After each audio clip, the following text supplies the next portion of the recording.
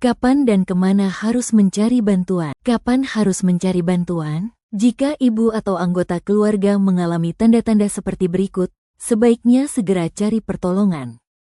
Tanda-tanda emosi tidak sehat, merasa sedih atau menangis hampir setiap hari, lebih dari 2 minggu. Merasa lelah terus-menerus dan tidak ada semangat, mudah marah, panik, atau takut berlebihan. Tidak tertarik pada bayi atau merasa tidak sanggup menjadi ibu. Sulit tidur meskipun bayi tidur. Merasa sendirian, tidak ada yang peduli. Muncul pikiran ingin menyakiti diri sendiri atau bayi. Jika merasakan 2 atau lebih tanda di atas, itu bukan lemah, tapi tanda tubuh dan pikiran butuh bantuan. Kemana harus mencari bantuan? Ibu tidak perlu menanggung semua sendirian. Banyak tempat yang bisa membantu, antara lain puskesmas. Bisa berkonsultasi dengan bidan, perawat, atau petugas kesehatan jiwa. Ada layanan konseling dasar dan rujukan jika dibutuhkan. Rumah sakit atau klinik. Tersedia dokter umum, dokter spesialis jiwa, psikiater, dan psikolog klinis. Layanan konseling gratis jika tersedia di daerah. Beberapa daerah punya layanan konseling telepon, WhatsApp, atau layanan daring. Bisa tanya ke puskesmas atau kader, keluarga dan orang terdekat. Ceritakan perasaan kepada suami, orang tua, sahabat. Minta ditemani saat ke layanan kesehatan. Pesan penutup, jika ibu merasa tidak baik-baik saja, jangan diam dan jangan tunggu sampai parah. Jika ibu merasa tidak baik-baik saja, jangan diam dan jangan tunggu sampai parah. Segera cari bantuan. Ada banyak yang siap membantu ibu menjadi sehat kembali, secara fisik dan mental. Mengenali tanda bahaya depresi postpartum. Tanda-tanda ibu mengalami depresi postpartum. 1. Sedih terus-menerus. Merasa sedih atau menangis tanpa alasan jelas. Tidak bisa merasa senang walau bayi sehat. 2. Mudah marah atau tersinggung. Emosi naik turun, marah karena hal kecil. Sulit mengendalikan perasaan. 3. Kelelahan ekstrim. Merasa sangat lelah, walau sudah tidur. Tubuh terasa lemas dan tak bertenaga. 4. Merasa gagal atau tidak berguna. Merasa tidak layak jadi ibu. Sering menyalahkan diri sendiri. 5. Tidak tertarik pada bayi. Tidak ingin menyusui atau mengurus bayi. Merasa tidak terikat dengan anak sendiri. 6. Gangguan tidur dan nafsu makan. Susah tidur meski bayi tidur. Nafsu makan hilang atau makan berlebihan. 7. Merasa sendirian dan putus asa. Merasa tidak ada yang peduli. Ingin menghindar dari orang lain. 8. Pikiran ingin menyakiti diri sendiri atau bayi. Ini tanda darurat dan harus segera dibawa ke tenaga kesehatan.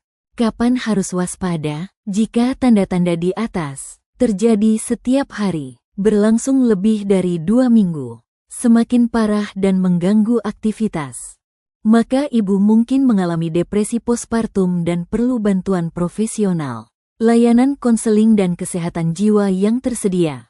Mengapa ibu perlu tahu? Setiap ibu bisa mengalami rasa cemas berlebihan, mudah marah, merasa sedih dan tidak semangat, bingung, kesepian, bahkan ingin menyerah. Jika perasaan ini terjadi terus-menerus, ibu perlu bercerita dan mendapat bantuan profesional. Bukan berarti lemah, justru itu adalah langkah berani untuk sembuh. 1. Puskesmas, fasilitas terdekat, konseling dasar oleh bidan, perawat, atau petugas promosi kesehatan. Beberapa puskesmas memiliki petugas kesehatan jiwa atau psikolog. Jika perlu, bisa dirujuk ke rumah sakit untuk penanganan lanjutan. Cocok untuk ibu hamil, ibu pasca melahirkan, remaja, dan keluarga. 2. Rumah sakit umum dan jiwa. Ada layanan psikolog klinis dan psikiater, dokter spesialis jiwa. Menangani kasus kecemasan berat, depresi, atau gangguan mental lain. Bisa melalui BPJS di rumah sakit rujukan. 3. Layanan konseling online, telekonseling. Gunakan aplikasi Material Mental Health untuk melakukan konseling online dengan tenaga kesehatan. 4. Layanan nonformal dan komunitas. Posyandu dan PKK bisa jadi tempat awal untuk curhat ringan dan diarahkan ke layanan yang tepat. Grup ibu atau komunitas kelas ibu dan forum pendampingan juga bisa memberi dukungan emosional. Cara mengakses psikolog atau psikiater. Siapa itu psikolog dan psikiater?